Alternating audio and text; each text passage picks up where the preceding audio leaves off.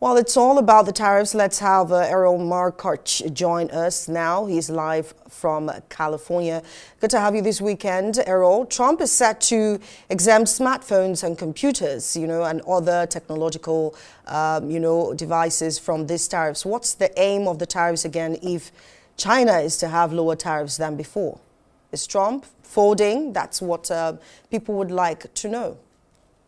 Well, Trump is certainly not folding. He's open and willing and has been the entire time to make a deal.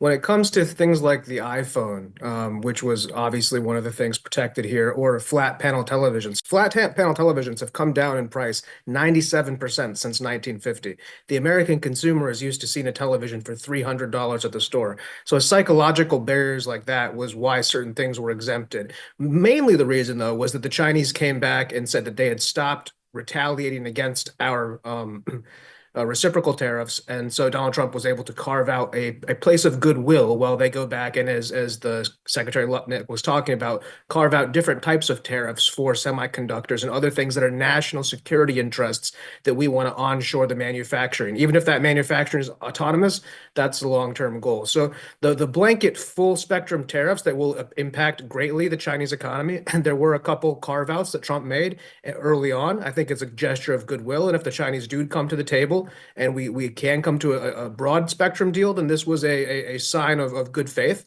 But if we don't get anywhere and Chinese are recalcitrant or refuse any sort of recalcitrance or finding common ground, then those tariffs will go back. So I think it's a little bit of carrot and stick. And if our opposition want to say Trump folded, that's fine. We're playing the long game, not the short game. All right, then. So, as a Republican, I want to know how does this changes affect you? Because this is not selective of background or political affiliation. There are many Americans complaining about, having to see these prices double up in days and even in weeks. Aren't you worried? Not the slightest, and for a couple of reasons. Number one, for any consumer who's concerned, they should be calm to know that there was a provision in these tariffs that anything that was on the water by April 2nd is non-tariffable. So we have about a 30 to 60-day window of time before anybody's going to actually see any domestic uplift. But I want to really touch on why these tariffs have been put on and the original 20% tariffs. The original 20% tariffs put on China was a response to the fentanyl problem that they have caused in the United States. That problem has been calculated to be $2.7 trillion. That's almost 10% of the US GDP. So that is the reason why those first 20% tariffs were put on. And the effect, the American consumer ended up being minimal, under 1%. So when we come into this, yes, you might see random items potentially go up in price at the grocery or at the market in 3 to 6 months if no agreements have been come to.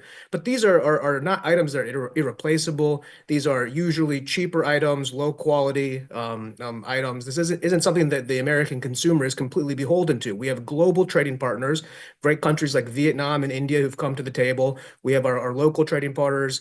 China is a big part of the world export economy, but if they choose to do this, they're going to hurt their people more than our people will be hurt because our people have more options as well as domestic prices for food, which will be forced to go down when the U.S. exporter can't export their food abroad. So it's going to be a little bit of quid pro quo. And on top of it, we have to look at other places we can find relief for the American taxpayer. What that may be in child tax credits or eliminating the federal income tax, these two things to balance both sides of it. But no, I'm not concerned. And I'm especially more concerned about the 100,000 Americans who died of fentanyl and the 10% of the American GDP that's being spent on the latent effects of that. I mean, that's catastrophic. In 1 year, that's 3 times more than the U.S. defense budget, just to be clear. So that's what I'm more concerned about.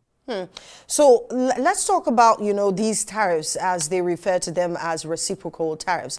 Are these really, reciprocal tariffs, Errol, being that, if, for instance, a country such as maybe China or the EU, say for London, for instance, give a 50% or 10% on US goods, and then the Trump administration says, okay, we're going to slam with a 70%. Is that really reciprocal? Being that, I mean, if it's reciprocal, you have a 10-10. But are they economies that we need to understand with how they, the Trump administration came up with the tariffs?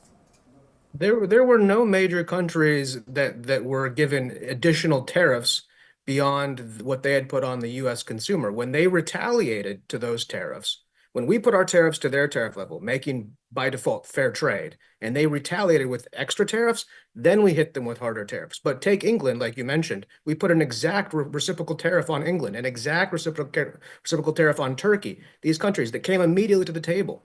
So it's only the countries that saw free trade, just like in civil rights, so goes economic rights. And equality feels like oppression when you've always had the upper hand. And all of these countries have had a very generous upper hand against the American worker who elected Donald Trump. The working class put Donald Trump into power, not the billionaires like Bernie Sanders rants about. The billionaires were all behind Kamala and whatever the other guy's name was. So we have a mandate from the working people of this country to bring jobs and bring manufacturing back. And if that means that it's going to be reciprocal tariffs, we think it's fine. But there weren't any situations, except in the case of Cambodia, where I think we did miscalculate in certain respects, that we gave unfair tariffs. In fact, they posted all of it. You can go see it. In fact, it's in that graphic right there showing that the tariffs were not punitive at all. And that's the big difference between this and any other attempt in previous history to use tariffs. We are not punitively tariffing anybody unless they come back to us and say, hey, we don't like fair trade, we want to hit you, and then Trump hits you with double. And so that's why China and the US escalated to this point, and probably why Trump has made this carve out here for some special exceptions. Now let's talk about, the China, tariffs. Now it's been doubled. China says U.S. has to cancel these, tariffs so that they can be free trade, and that makes sense with what Elon has been quite critical of these, tariff. He suggested the free trade zone with, the whole conversation with the tariffs. I wonder what your take is on that. And also, can you answer that alongside I think about 70 countries are in talks with the White House with regards, seeing how they can lower these tariffs. Is the U.S. open to negotiations like that? Yes, well, I think it's tough to understand the Chinese perspective to say, let's go back to a system where we had tariffs on you and you didn't have tariffs on us and call that free trade. That's objectively not free trade. That's a one-sided deal. And it certainly hasn't helped anybody in the American manufacturing sector. So free trade would be maybe, as Elon Musk had touched on, some sort of FTZ, free trade zone, a Pacific trade zone, some situation where there are not barriers to trade, because right now there are huge barriers to trade for Americans entering foreign markets, whether it be Europe. We try to send a car there, they hit us with 10% tariffs. We hit them with 2.5%. So they're getting a 7.5% uplift on us. Now we're 10 and 10. China, we tried to do that. They escalated it. So I think we want, and we've been asking for, free trade. And keep in mind, the entire world trade economy is protected by the U.S. Navy. The U.S. Navy guarantees all these trade routes. When the Trump administration and Secretary Hegseth decided to hit the Houthis in Yemen, that Strait of Hormuz, the United States isn't even the top 5 user of that strait. The number 1 user, China. Number 2 is the EU, mainly Germany. So that's the U.S. taxpayer, U.S. taxpayers' Navy funding the reopening of free trade for countries that we're supposed to be at least democratically engaged with in trade. And it's been unfair and one-sided. And that's why these 75 countries came to the table immediately. I mean, everybody knows with Trump, if you come to the table first, you're going to get the best deal. And the person who comes in last is going to get the worst deal. So Vietnam has already been siphoning a lot of industries out of China. And keep in mind, China also buys those industries and uses that to avoid tariffs. But that's another discussion. But they've come to the table. India can supplant China in so many ways. They really want Apple. They want Apple computers, which, by the way, Apple computers alone is worth the entire Great Britain stock market. So the size of these companies is astronomical, bigger than entire nations and entire powerful Western nations. So India is salivating for a chance to get Apple computers in there. They want to show what they can do. And so does the rest of the world. You have emerging markets where countries are saying, hey, if we can, I mean, just take a random country, take Cambodia, because we had a very unfair trade thing there and it was a little bit poorly done. It's not as though if Cambodia takes their trade restrictions off, American companies are going to be flooding into Cambodia trying to get a piece of the deal. Probably not. There probably isn't a lot of low-hanging fruit for transnational equity holders to come in and take. But if you do that, it means good faith. It means, hey, you guys see us as equals, we see you as equals, and it'll actually be easier for the Cambodian products to enter the US market. And then maybe if somebody has a good economic idea, they can go there. Just using that as one example of as a smaller second, third world nation that's going to be involved in this to contrast with the larger countries. And now you have a breaking up of the BRICS system as well, as India has come out and said we're not going to be involved in currency and making a new currency and this and that, working with the Russians, working with the Chinese. So all in all, when you see the 75 countries come to the table, that's good news. That shows that people are here for fair trade and fair play, and that's what we want. We want fair play